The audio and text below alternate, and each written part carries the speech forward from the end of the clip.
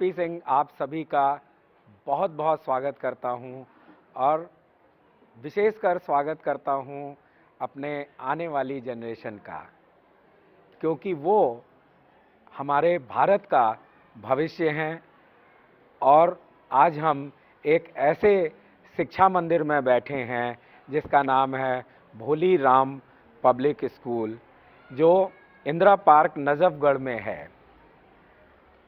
क्योंकि ये स्कूल एक ऐसा स्कूल है जहां हजारों बच्चों के जीवन को एक तरह से एक दिशा दी जा रही है। क्योंकि कोई भी बच्चा, उसके पास उसकी कैपेबिलिटीज़ तो हर बच्चे के पास है। मैं इधर भी देख रहा हूँ, सब बच्चे खड़े हुए हैं, ऊपर उधर बच्चे के स्कूल चल रहे हैं, बहुत से लोगों के एग्ज़ाम चल रहे हैं, लेकिन हर बच्चे की अपनी प्रतिभा है और उस प्रतिभा को निखारने और उस प्रतिभा को एक तरह से नया रूप देने के लिए ये शिक्षा मंदिर होते हैं। और इस शिक्षा मंदिर में भी हजारों बच्चों का भविष्य बनाया और संवारा जा रहा है। तो आज हम सबसे पहले इस शिक्षा मंदिर को, जो कि श्री रामचंद्र तेहलान जी ने बनाया, अभी भी वो हमारे साथ बगल में बैठे हैं, वो इसके चेयरमैन हैं और उनको बहुत बहुत मैं साधुवाद कहता हूं कि आपने इस मंदिर को बनाया। ये मंदिर ही है। और दूसरी बात ये है कि इसको आपने ऐसी जगह बनाया जो कि मेरे समझ में जब ये बना होगा तो यहाँ पे बहुत कम ऐसे शिक्षा मंदिर रहे होंगे। ये आपकी सोच है, ये आपका एक फ्यूचर विज़न है जो आपने ये देखा। बहुत कम लोगों में ऐसा फ्यूचर विज़न होता है, लेकिन श्री रामचंद्र जी ने असल में रामचंद्र का रोल प्ले किया।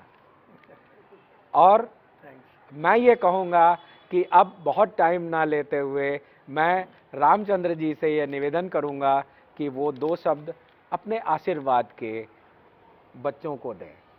सबसे पहले तो मैं सुभारती चैनल वालों का अपनी तरफ से, स्टाफ की तरफ से और बच्चों की तरफ से भोलीराम विद्यालय में स्वागत करता हूं, अभिनंदन करता हूं, वंदन करता हूं।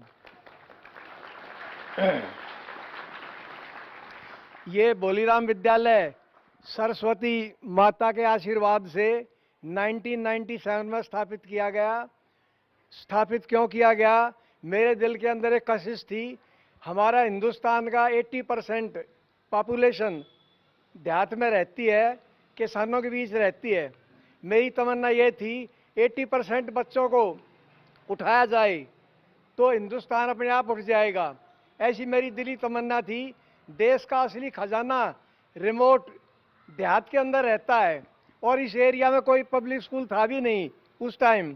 इसी वजह से मैंने ये स्कूल आपके सरस्वती जी के आशीर्वाद से 1997 में स्थापित किया। और मेरी तमन्ना थी कि ये देश का खजाना जो बच्चे के रूप में हमारे सामने आता है, ये अच्छी तरह से प्रफुल्लित हो, उज्ज्वलित हो और देश का नाम रोशन करे और भारत का नाम विश्व में भी आगे बढ़े। पहले विद्यालय 8th क्लास तक था, बाद में 10th और अब 12th तक हो चुका है। इसके अंदर आर्ट्स स्ट्रीम और कॉमर्स 2 स्ट्रीम हैं। ये अच्छी तरह से रिजल्ट दे रहा है। मैं फुल्ली सेटिस्फाई हूँ विद्यालय के रिजल्ट से और बच्चों के आचरण से और टीचर से भी।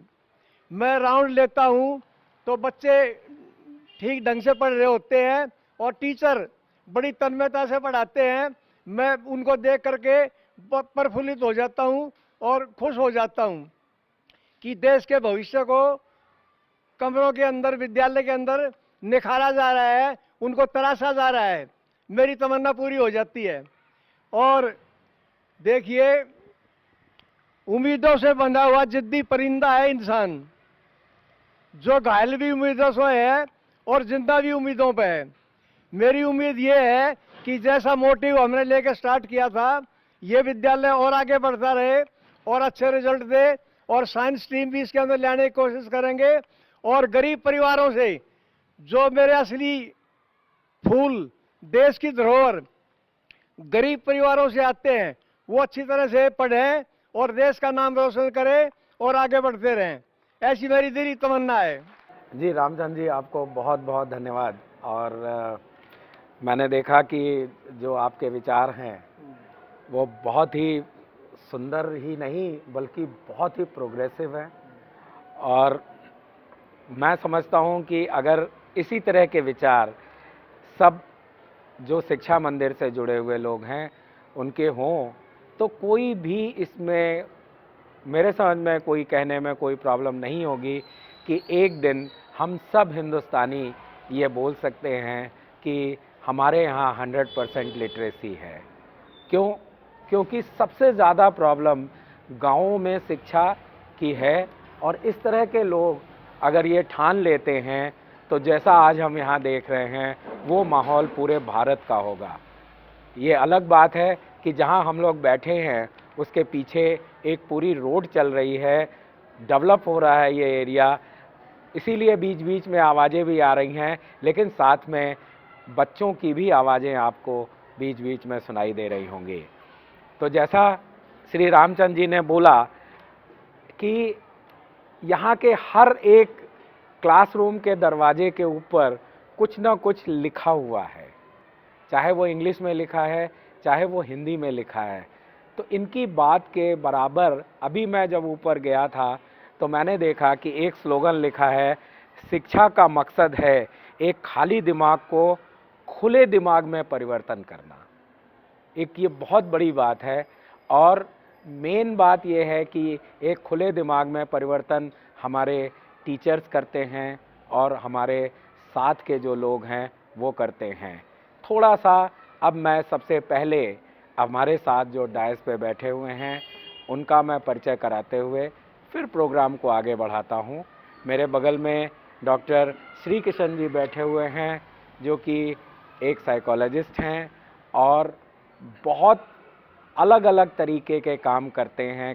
इनके बच्चों के साथ इनके प्रयोग अनेकों विद्यालयों में, मैं कहता हूँ हजारों विद्यालयों में हो चुके हैं और इनके द्वारा बताए हुए रास्ते पर लाखों बच्चे, क्या हजारों बच्चे भी अगर हम कहें तो वो बहुत बड़ा फिगर होगा, क्योंकि एक बच्चे को जीवन को एक नया रास्ता दिखाना ही देश की सबसे बड़ी सेवा है। इनके तो हजारों लाखों बच्चे इस समय एक रास्ते पे चल रहे हैं। तो इनका ताली बजाकर हम लोग स्वागत करते हैं। फिर हमारे साथ दूसरे पैनलिस्ट बैठे हुए हैं, श्री प्रदीप कुमार जो कि प्रिंसिपल हैं। श्री प्रदीप कुमार जी, आपका स्वागत है। ये एमएससी बीएड करने के बाद इन्होंने इस प्रोफेशन में आए। फिर उसके बाद श्रीमती पूनम जी हैं जो हमारे साथ बैठी हैं, वो वाइस प्रिंसिपल हैं एमपी ईएड। इनका भी आपने खुद ही स्वागत कर दिया क्योंकि प्रिंसिपल और वाइस प्रिंसिपल का बहुत दबदबा रहता है, वो आप तक भी पता चल रहा है, लेकिन सब मुस्कुरा रहे हैं, ये बड़ी अच्छी बात है। फिर हमारे साथ हैं श्री मनोज कुमार जी जो कि एमए बीएड हैं और साथ में वो हमारे साथ यहाँ पे बैठे हुए हैं। ये अपने अपने विचार रखेंगे और आप लोगों को एक नया रास्ता दिखाएंगे। मैं तो कहता हूँ कि अगर यहाँ से हमारे बच्चे कुछ भी एक नई चीज़, एक अपना जो एक दिमाग होता है उससे हमें कुछ नया सीखने को भी अगर हम जाएं लेके तो वो बहुत बड़ी बात होगी। अब हमारे साथ दो और पैनलिस्ट हैं, श्री सतीश जी जो कि एजुकेशन से एक लंबे समय से जुड़े हुए हैं, करीब 20 सालों से अधिक का इनका अपना अनुभव है। और श्री मोहित शर्मा जी हैं जो कि एमएससी हैं फिजिक्स से।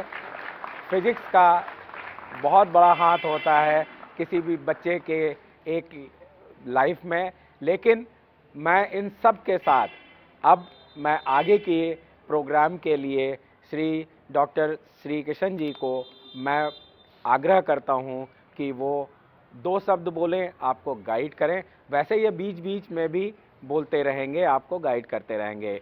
तो डॉक्टर श्री किशन जी। बेटा आज हम लोग जिस प्रोग्राम में आज हैं, ये आपका सुभारती टीवी पे लाइव प्रोग्राम आने वाला है।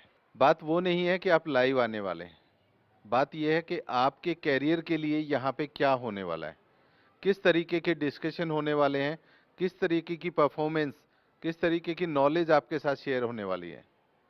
मेरा अनुभव बहुत सारे स्टूडेंट्स के साथ में अलग अलग तरीके का रहा है, जिसमें बिहेवियरल इश्यूज भी रहे हैं, कैरियर को लेके भी रहा है। तो मैं आप लोगों से यही बताना चाहूँगा कि जब आप एजुकेशन के एरिया में हैं, तो आप 9th-10th में आते आते आपके दिमाग में बहुत सारे क्वेश्चंस आने शुरू हो जाते हैं कि अब कौन सा स्ट्रीम मुझे लेना है, किस तरीके की एजुकेशन मेरे लिए बेनिफिशियल रहेगी। और वहाँ हम लैग कर जाते हैं कि हम प्रॉपर अपना डिसीजन नहीं बना पाते। नो डाउट हमारे स्कूल्स में बहुत सारे प्रोग्राम्स होते हैं, काउंसलिंग सेशंस होते हैं, टीचर्स हमारे मोटिवेट करते रहते हैं, मल्टीपल वेज के बारे में बताते हैं, बट कहीं ना कहीं हमारा डिसीजन कंफ्यूज हो जाते हैं हम लोग, और हम लोग ये नहीं चूज कर पाते कि जेन्युइनली ये मेरे लिए सुटेबल है या नहीं है। हमारा फोकस या तो पेरेंट्स के इन्फ्लुएंस में होता है या पीयर ग्रुप के इन्फ्लुएंस में होता है। हम जेन्युइनली क्या करना चाहते हैं वो हम नहीं समझ पाते। आपका आईक्यू, आपका एप्टीट्यूड और आपके सब्जेक्ट का इंटरेस्ट आपको किस तरफ ले जा रहा है, किन किन चीज़ों का आपको ध्यान रखना है। आप सब ये मानते ही हैं कि हम लोग कैरियर को लेके बहुत ही ज़्यादा अवेयर रहते हैं, और हम चाहते हैं कि समय समय पर हमें कोई ऐसे प्रोग्राम्स देखने को मिले, ऐसी नॉलेज मिले कि जिससे हम अपनी कोई भी क्वेरी है, छोटी से छोटी क्वेरी, क्विकली कॉल करें और अपना कंफर्म कर लें और प्रॉब्लम सॉल्व हो जाए हमारी। तो वहाँ पे एक तरफ कैरियर की चीज़ आ गई, एक तरफ आपका कोर्सेज का सिलेक्शन आ गया, स्ट्रीम सिलेक्शन आ गया कि आप किस स्ट्रीम में जाएं। जैसा सर ने बताया कि बहुत ही डिसिप्लिन के साथ आप लोग एजुकेशन ले रहे हैं, और सर का मोटो भी यही है कि हमारा जो इलाका है, इस इलाके से बेहतरीन लोग निकलें, आप अपने भविष्य में बहुत अच्छा करें। और इसको करते हुए सर का जो मकसद है एक सोशल एक्टिविस्ट के रूप में कि हम समाज को क्या दे सकते हैं, हमारा प्रयत्न यही रहेगा कि हम समाज को बेहतर से बेहतर दे पाएं। उसके लिए वो किसी भी माध्यम को चुने, जैसे सुभारती टीवी आज आपके समक्ष है, उसके चैनल से आपकी बातें, आपकी नॉलेज और आपके थॉट्स ये पूरे हिंदुस्तान में ही नहीं, वर्ल्ड में जहां भी इस चैनल को देखा जाएगा वहां तक पहुंचेंगी बातें। तो आपकी जिज्ञासा, आपकी क्यूरियोसिटी बहुत सारी चीज़ों को लेके होती है, बट कुछ चीज़ें हम अपने आप से सोल्व कर लेते हैं, कुछ बातें हमारी ऐसी होती हैं जिनको हम लोग अपने पीयर ग्रुप के साथ शेयर करके कंप्लीट कर लेते हैं, कुछ ऐसी होती है जो हम अपने पेरेंट्स के साथ शेयर कर लेते हैं। लेकिन कहीं ना कहीं चूक हो जाती है कि क्या वो सही प्लेटफॉर्म था, क्या वो एडवाइस प्रॉपर थी, या वो बायसनेस थी, क्या मुझे उससे सेटिस्फाई हो जाना चाहिए कि जितनी नॉलेज मुझे मिली वो अप्रोप्रिएट है और मुझे उससे सेटिस्फाई हो जाना चाहिए। अगर उसमें कहीं भी आपको कोई गैप नज़र आता है तो ज़रूर ये प्रोग्राम आपके लिए बहुत बेनिफिशियल रहेगा और आप अपने क्वेश्चंस कोई भी रख सकते हैं। यहाँ पे मैंने एक बात की कि अपने कैरियर को लेके हम लोग 9th-10th के बाद अवेयर हो जाते हैं कि भाई हमें किस फील्ड में जाना है, कैसा कैरियर ऑप्ट करना है। लेकिन हमारी नेशनल एजुकेशन पॉलिसी में जो अमेंडमेंट्स हुए हैं, जो चेंजेज आए हैं, वो तो हमारा कन्फ्यूजन कहीं ना कहीं और भी बढ़ा रहे हैं। शायद प्रदीप सर इस बात से सहमत होंगे कि हमारा जो नेशनल एजुकेशन पॉलिसी में जो अमेंडमेंट हुए हैं वो कहीं ना कहीं कंफ्यूज कर रहा है, मल्टीपल अपॉर्चुनिटीज ओपन कर रहा है। लेकिन आप मानते हैं कि अगर हम दो नाव में बैठते हैं तो हम सक्सेस नहीं हो सकते और हम उसको पार भी नहीं कर सकते। हमें एक लक्ष्य तो साधना पड़ेगा, एक पे तो हमें फिक्स करना पड़ेगा कि हमने ये स्ट्रीम लिया और इस स्ट्रीम के बेस पे जितने भी हमारे पास ऑप्शन हैं उन सारे ऑप्शंस के लिए हम ओपन हैं। कहीं ना कहीं न्यू एजुकेशन पॉलिसी आपको पॉजिटिव भी कर रही है कि किसी सब्जेक्ट को आप साथ में पढ़ना चाहते हैं तो वो आपको एक अपॉर्चुनिटी के रूप में मिल रहा है। लेकिन यहाँ जानना और मानना जरूरी है कि क्या वो सारे कॉम्बिनेशन साथ लेके चलने से आपका कोई फायदा होने वाला है, या आप एक ही स्ट्रीम के साथ अपना बेस स्ट्रॉन्ग करके अपने टीचर्स की गाइडेंस से, हमारी गाइडेंस से, पैनलिस्ट की गाइडेंस से आप एक बेहतर अपना भविष्य बना सकते हैं। यहाँ मैं अगर साथ में जोड़ना चाहूँ कि सबसे अच्छी बात क्या आती है कि हम हायर एजुकेशन में जाते हैं, 12th के बाद हमारा टारगेट होता है कि हमें अच्छे से अच्छा कॉलेज मिले। लेकिन रेगुलर एजुकेशन क्या आप लोगों को वो अपॉर्चुनिटी दे रही है कि जहां आप लोग इस चीज को माने कि इससे निकलने के बाद मेरा कैरियर सेट है। हमारी नेशनल एजुकेशन पॉलिसी एम्फसाइज कर रही है स्किल एजुकेशन पे, वोकेशनल कोर्सेज पे, जो आपको कहीं ना कहीं लाइफ में सिक्योर करने के लिए, एज ए एंटरप्रेन्योर आप लोगों को डेवलप करने के लिए गवर्नमेंट बहुत सारी पॉलिसीज लेके आई है। उनकी अवेयरनेस आपको होनी चाहिए।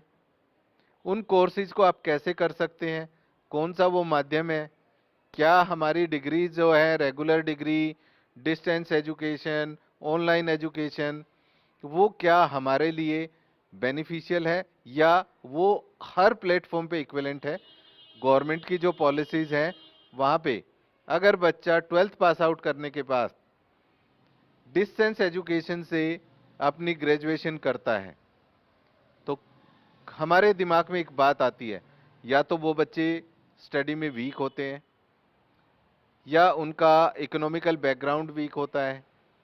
बहुत सारे फैक्टर्स होते हैं जो हमें कहीं ना कहीं ये सोचने पे मजबूर करते हैं कि ऐसी एजुकेशन लेने का क्या फ़ायदा, इससे अच्छा तो छोड़ दो। पढ़ेंगे तो रेगुलर पढ़ेंगे, नहीं पढ़ेंगे तो हम छोड़ देंगे। लेकिन मैं आपको यहाँ बताना चाहूँगा कि ऐसा कोई भी निर्णय बनाने से पहले आप इस चीज़ का ज़रूर ध्यान रखें कि आपके पास बेहतर विकल्प ये आ जाता है कि आप डिस्टेंस एजुकेशन में एडमिशन लेंगे और आप 3 साल के लिए अपने उस कैरियर के लिए वोकेशनल कोर्स करेंगे जिसको आप ग्रेजुएशन के बाद में इंडस्ट्री में किसी में जाएंगे तो आपको तुरंत अपॉर्चुनिटी मिलेगी। अगर आपके पास कोई स्किल्ड टीचर आता है, मैं आपसे एक एग्जांपल पूछता हूं, तो आप क्लास में उनसे इन्फ्लुएंस होते हैं और हमारे पास कोई अंडर ग्रेजुएट टीचर आ गया या हमारे पास ऐसा टीचर आ गया जो आपको सेटिस्फाई नहीं कर रहा, तो आपको कैसा फील होगा? क्या आपको लगेगा कि आपका कैरियर ग्रोथ होगा? इस संस्था ने आपको बहुत बेहतरीन टीचर्स दिए हैं और बहुत अच्छा प्रोग्राम टाइम टू टाइम कराते रहते हैं जो आपके लिए बहुत ही मोटिवेशनल है।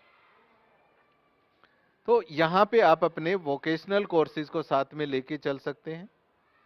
बहुत सारे कोर्सेज आपके पास आएंगे, आप चाहे ह्यूमैनिटीज से हैं, चाहे आप कॉमर्स से हैं, चाहे आप साइंस से हैं, कोई फर्क नहीं पड़ता। डिस्टेंस रेगुलर दोनों डिग्रीज बिल्कुल इक्विवेलेंट है, दोनों की वैल्यू है। उसके साथ में आप यूपीएससी की तैयारी करें, आप अपना कोई भी वोकेशनल कोर्स करें, आप अपना कोई बिजनेस करें, आप जो भी करना चाहते हैं वो आप करें, लेकिन स्किल्स डेवलप करना सबसे जरूरी है। तो ये जो आपका एक मिथ है उसको दिमाग से निकाल दें। एजुकेशन किसी भी मोड में ली जा सकती है। कुछ बच्चे जिनका सिलेक्शन नहीं हुआ तो एजुकेशन छोड़ दिया, कॉलेज में एडमिशन नहीं मिला। एजुकेशन बंद करने का क्या तरीका है? क्यों बंद करें?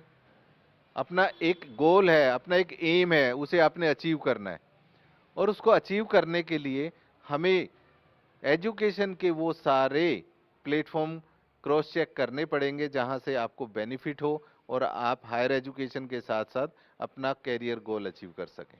ये बहुत ज़रूरी हो जाता है कि जब आपके साथ ये प्रोग्राम्स होते हैं, जैसा आप बहुत शांति से, बहुत ध्यान से इन बातों को सुन रहे हैं, उन बातों को ज़रूर नोट करके रखें कि जो क्वेरीज आपकी हैं वो सॉल्यूशन आपको कहाँ से मिलेगा। वो आपके अध्यापक बहुत अच्छे से दे सकते हैं, आपके पेरेंट्स के साथ खुल के डिस्कशन करिए, वहाँ से भी आपको चीज़ें मिलेंगी। और आप किसी भी फील्ड में जाना चाहते हैं तो उस फील्ड की आपकी डिटेल्ड नॉलेज आपके पास होनी चाहिए। डिटेल्ड नॉलेज में ये नहीं है कि आप 12th के बाद उसमें एंटर कर सकते हैं, मतलब वहाँ आता है कि what is the journey of this goal, इसकी जर्नी क्या है, इसके हर्डल्स क्या हैं, कंपटीशन कितना है, क्या मैं उस कंपटीशन को बीट कर पाऊंगा, उसको बीट करने के लिए मुझे कितने एफर्ट्स करने होंगे, कॉन्टिन्यूसली मुझे कितने टाइम पढ़ना होगा, किस तरीके के एफर्ट्स करने होंगे, मुझे कौन कौन सी जगह से, ये कौन कौन से रिसोर्सेज हैं जहां से मैं इन चीज़ों को अचीव कर सकता हूं।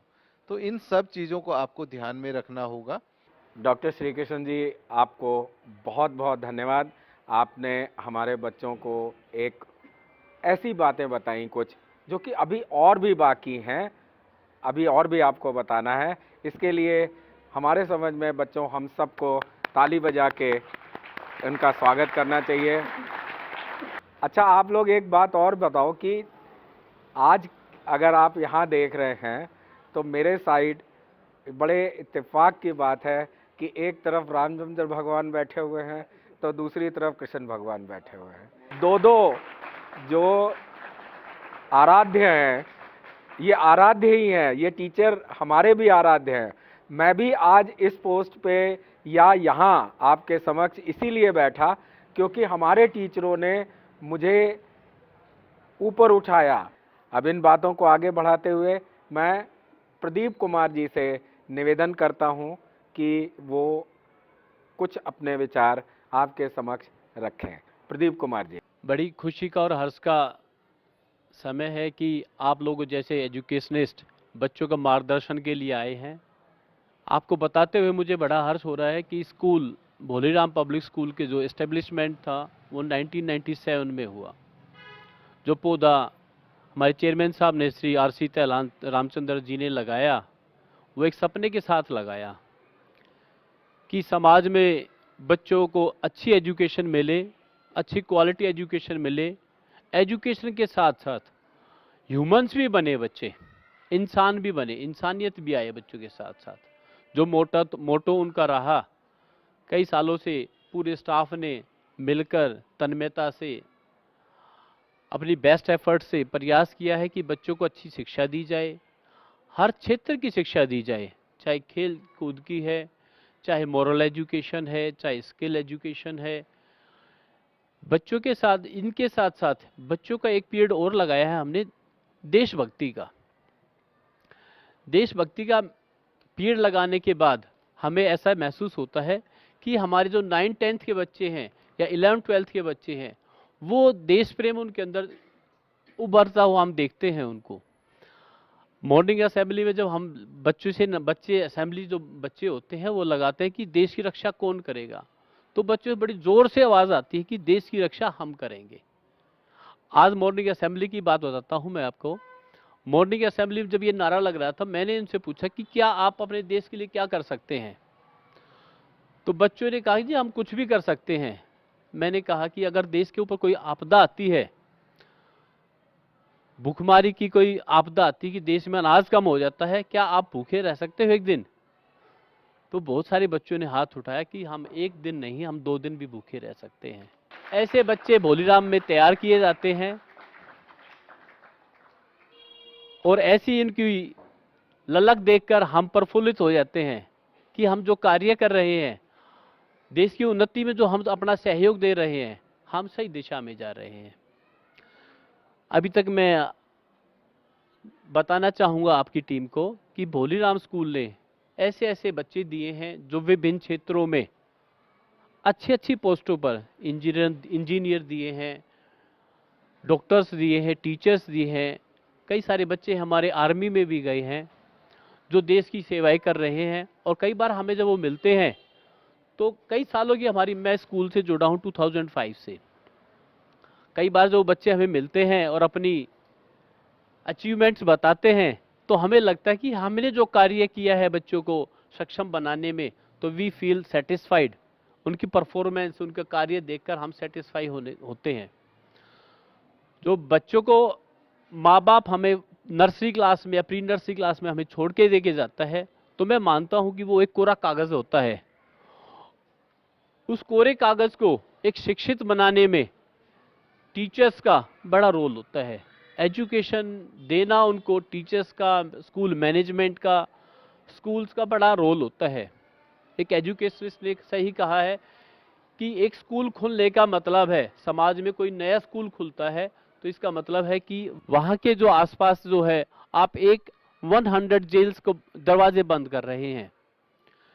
मैं इस बात से पूर्ण रूप से सहमत हूं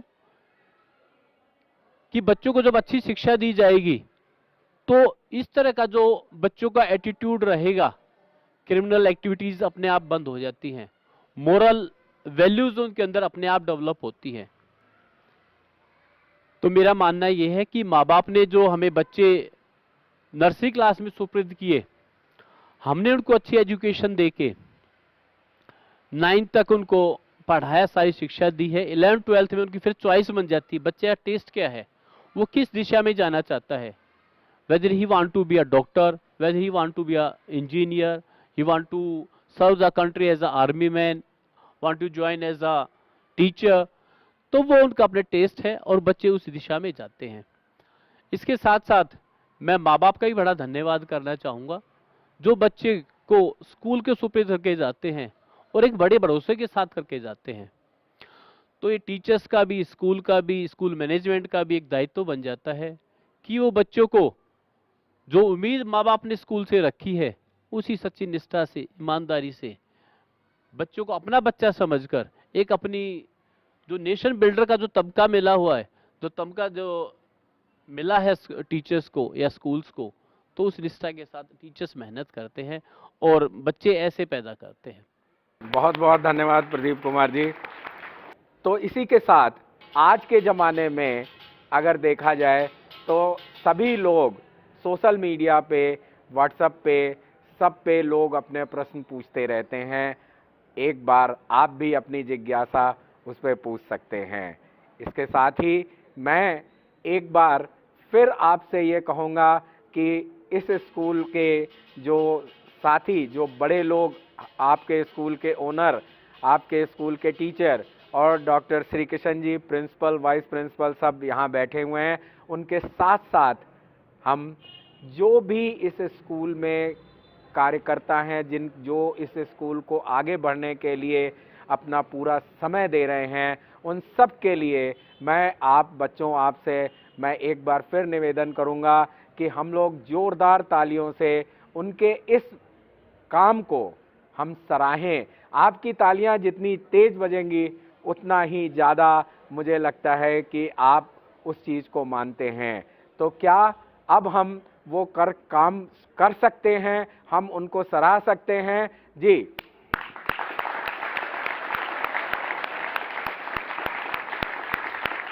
तो अब हम एक बार फिर हम कहते हैं जय हिंद, जय भारत।